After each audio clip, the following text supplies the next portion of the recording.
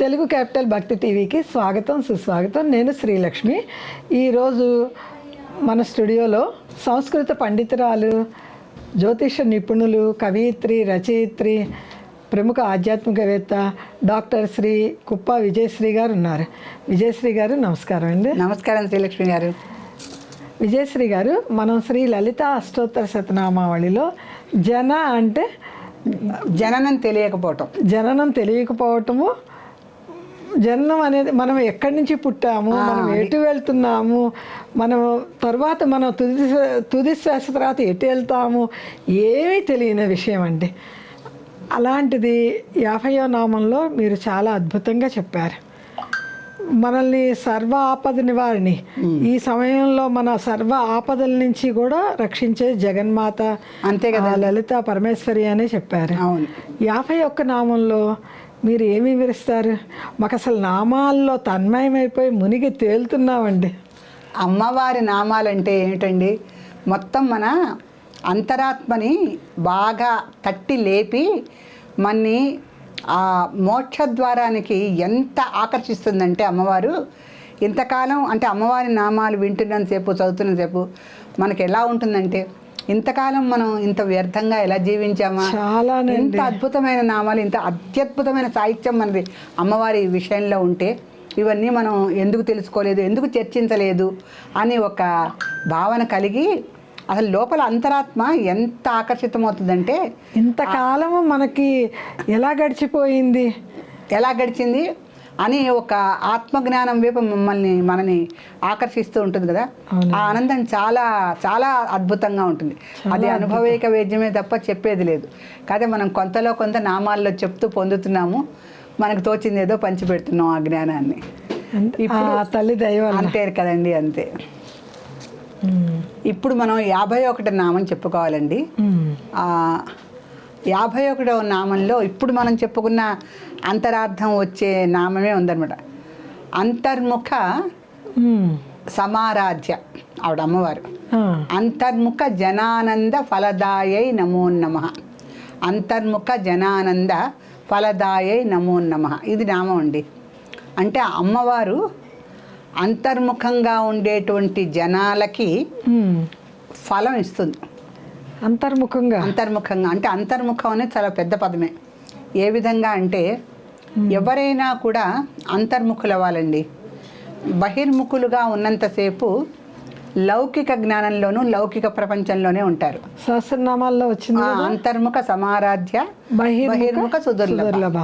ఇదే విషయాన్ని సహస్రనామాల్లో కూడా చెప్పుకున్నాం మనం.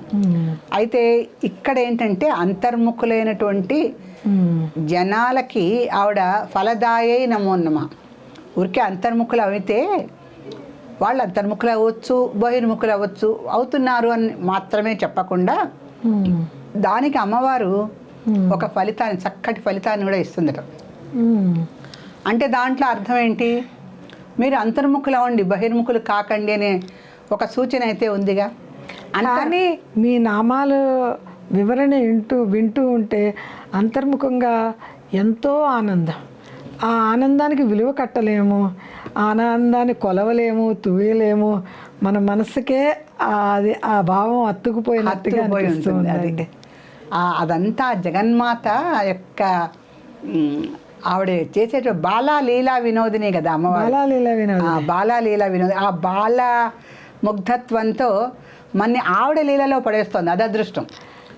ఐహిక లీలల్లో కాకుండా ఆధ్యాత్మిక లీలల్లో ఆవిడ మన్ని ఆనందింపజేస్తుంది. అంతకన్నా ఈ జన్మకి ఏంటండి, అంతకన్నా కావాల్సింది అదే కదండి. అంతే కదా. అందుకని అంతర్ముఖ జనానంద ఫలదాయై నమో నమః అన్న నామంలో ఏంటంటే ప్రతి వాళ్ళు కూడా అంతర్ముఖంగా ఆవిడని దర్శించాలండి. అంతర్ముఖంగా దర్శించడం అంటే ఇప్పుడు మనం చెప్పుకుందాం. అంటే అమ్మవారిని మనం బాహ్య దృష్టిలో ఒక ఫోటోలోనో, ఒక విగ్రహంలోనో, ఒక గుళ్ళోనో విగ్రహంగా చూస్తాం. అమ్మవారంటే ఇలా ఉంటుందని మనకు ఒక ఆకృతి, ఒక దర్శనం ఉంటుంది. కానీ అంతర్ముఖంగా అమ్మవారిని దర్శించేటప్పుడు, అంతర్ముఖంగా అమ్మవారిని దర్శించడం అంటే మనం కళ్ళు మూసుకొని ఎంత ఏకాగ్రతగా అమ్మవారిని తలుచుకుంటూ ఎక్కువసేపు ఉండగలుగుతామో అప్పుడు మనకి తప్పనిసరిగా ఒక దివ్యమైనటువంటి అనుభవం అయితే కలుగుతుందండి. అమ్మవారు వెంటనే ప్రత్యక్షం అవుతుందా లేకపోతే ప్రత్యక్షం కాదా ఇవన్నీ తర్వాత మాటలు. అంతర్ముఖంగా మనం కళ్ళు మూసుకొని ఒక 5 నిమిషాల సేపు అమ్మవారిని ధ్యానిస్తే, అమ్మవారి ఆకృతిని మనం తలుచుకున్నా చాలు, మనకి ఈ లోపల ఉన్నటువంటి మనస్సు చాలా మటుకు ఉద్రిక్తమవుతుంది. అయ్యి మనకి ఏదో ఒక దివ్యమైన భావం లోపల కదులుతున్నటువంటి భావన వస్తుంది. మన నామాలు చదువుకున్నా చాలు కదా. అటువంటిది మనం ధ్యానం చేసామనుకోండి, ధ్యానం చాలా శక్తివంతమైంది కదా.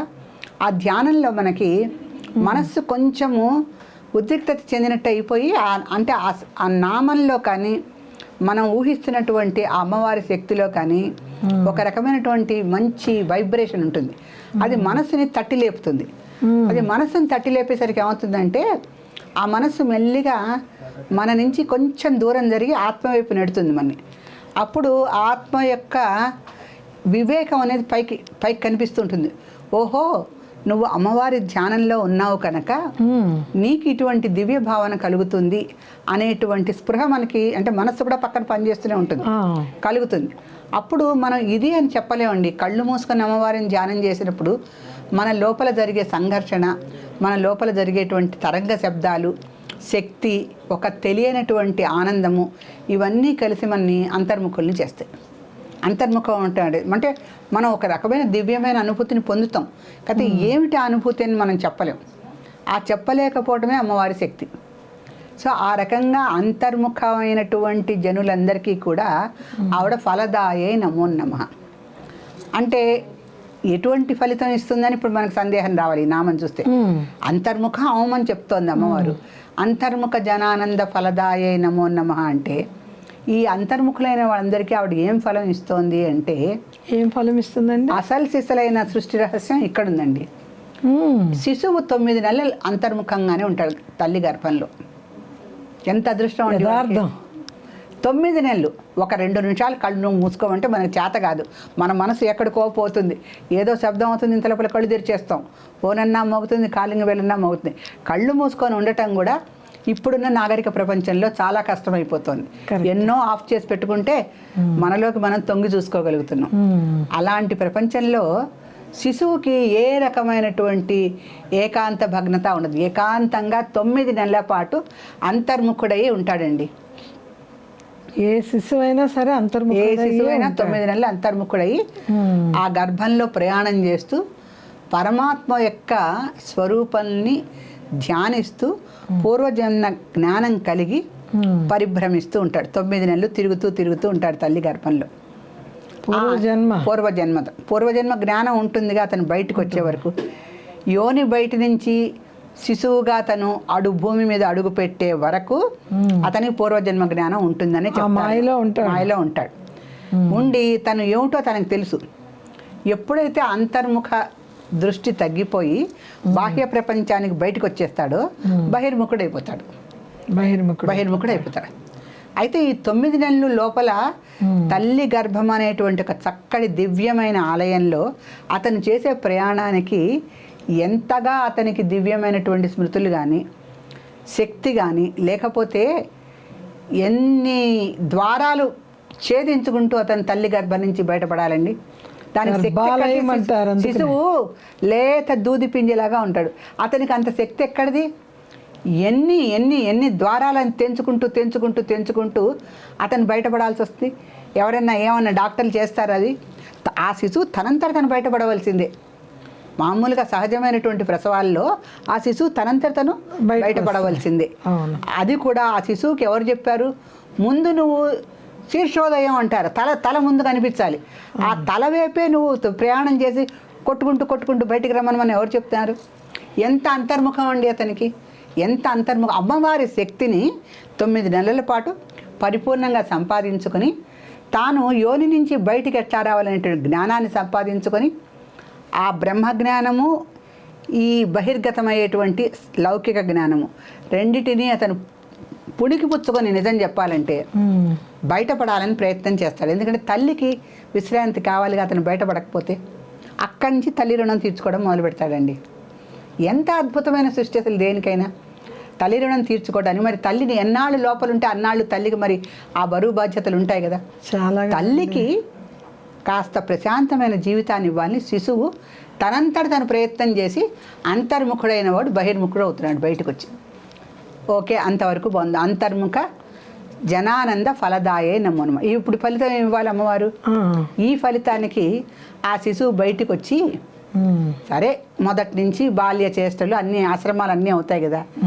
అతనికి బ్రహ్మచర్య అవస్థ అవ్వాలి, గృహస్థ అవస్థ అవ్వాలి, వానప్రస్థానానికి రావాలి. అంటే ఆ శిశువు పుట్టడం, కొంచెం పెద్దవాడవటం, బ్రహ్మచర్యంలో పూర్వకాలం విద్యాభ్యాసం అయితే వేదాభ్యాసం అంతా చేయటము, తర్వాత వివాహం చేసుకుని గృహస్థాశ్రమం అంతా కూడా సక్రమంగా నిర్వహించటం. గృహస్థాశ్రమం అంటేనే అతిథి దేవో భవ, ఆచార్య దేవో భవ, ఇటువంటి మాతృదేవోభవ పితృదేవోభవ ఎలాగో ఉన్నాయి వాళ్ళకి. ఇది కాక అతిథుల్ని సత్కరించటము, ఆచార్య దేవుళ్ళని సత్కరించటము గృహస్థాశ్రమం. ఈ బాధ్యతలన్నీ పూర్తి చేసుకొని అతను ఎప్పుడైతే వానప్రస్థాన ఆశ్రమానికి వస్తాడో మళ్ళీ అంతర్ముఖుడు అవటం మొదలు పెడతాడు. అంతేగా, ఇదంతా బహిర్ముఖమే. బయటికి రావటం, చుట్టాలు రావటం పోవటం, వివాహం, భార్య, సంతానం, అంత మునుపంతా గురువు గారికి సేవ చేసి విద్యాభ్యాసం చేయటం. ఏదైనా ఈ రెండు ఆశ్రమాల్లో మనిషికి అంతర్ముఖుడయ్యే అవకాశం తక్కువ. శారీరక కష్టం ఎక్కువ ఉంటుంది, బాధ్యతలు చాలా ఎక్కువగా ఉంటాయి, చాలా ఎక్కువ. ఆ 50 ఏళ్ళు రాగానే వానప్రస్థాన ఆశ్రమానికి వచ్చినప్పుడు ఇక అది నిజం చెప్పే వనప్రస్థానం. అది వనాలకి ప్రయాణం అవటం. వనప్రస్థానం అంటే ప్రస్థానం అంటే ప్రయాణం, వనాలకి ప్రయాణం అవటం. అదే మహాభారతంలో కుంతి, విదురుడు వీళ్ళందరూ కలిసి వనాలకు వెళ్ళిపోతారు. ఈ పాండవులకి విజయం లభించగానే ఇంకా నా బాధ్యతలు అయిపోయి కుంతి, విదురుడు కూడా వెళ్ళిపోతారు. వాళ్ళు ఎందుకని వాళ్ళు అంతర్ముఖులు అవ్వాలి. అప్పటిదాకా ఈ రాజ్యాల రాజకీయ రంగాల్లో వాళ్ళు వేగిపోయారు పాపం. వాళ్ళు చూసినటువంటి అకృత్యాలు, దుర్మార్గాలు భరించలేక ఆ పదవుల్లో, ఆ రాణి పదవుల్లో, ఆ మంత్రుల పదవుల్లో ఉన్నందుకు అన్నీ భరిస్తూ పూర్తిగా బహిర్ముఖులయ్యారు. అంతర్ముఖం అయ్యే సమయం వచ్చిందని వాళ్ళు అంతర్ముఖులు అవడానికి వనప్రస్థానానికి వెళ్ళిపోతారు. అక్కడికి వెళ్ళినప్పుడు మళ్ళీ అమ్మవారు మనకి ఏ శిశువు అయితే అంతర్ముఖుడై బయటకు వచ్చి బహిర్ముఖుడయ్యాడో అతనికి మళ్ళీ అంతర్ముఖుడు అవటానికి అవకాశం ఇస్తుంది. అప్పుడు ఫలితం అది. వానప్రస్థానం అయ్యాక ఆమె ఇచ్చిందన్నీ బాగున్నాయి. ఈ టైంలో మనంతట మనం అంటే నిర్ణయించుకొని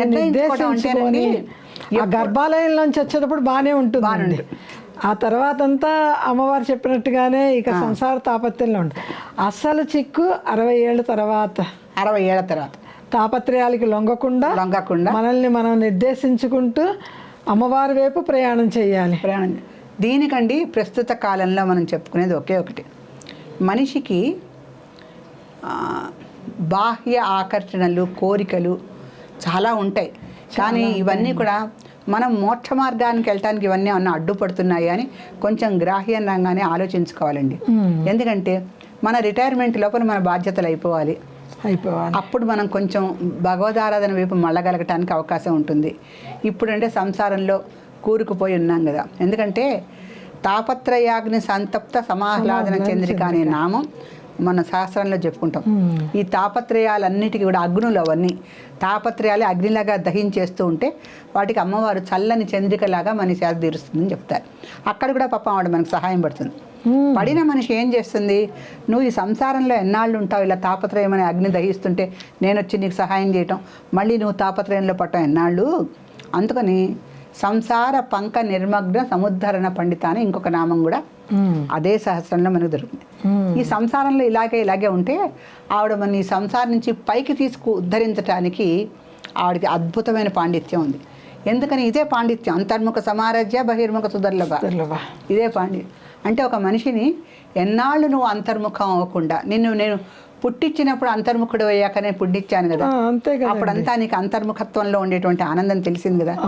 ఇప్పుడు బయటికి వచ్చేసి అంతా బాహ్య ప్రపంచంలో తిరుగుతున్నావు, మళ్ళీ అంతర్ముఖుడిక, అప్పుడు నీకు ఫలితం ఇస్తా, ఆ ఫలితమే మోక్షం అని ఆవిడ స్పష్టంగా చెబుతూ అంతర్ముఖ జనానంద ఫలదాయై నమో నమః. అటువంటి అమ్మవారికి మనం చక్కగా నమస్కరించాలి. శ్రీమాత్రే నమః.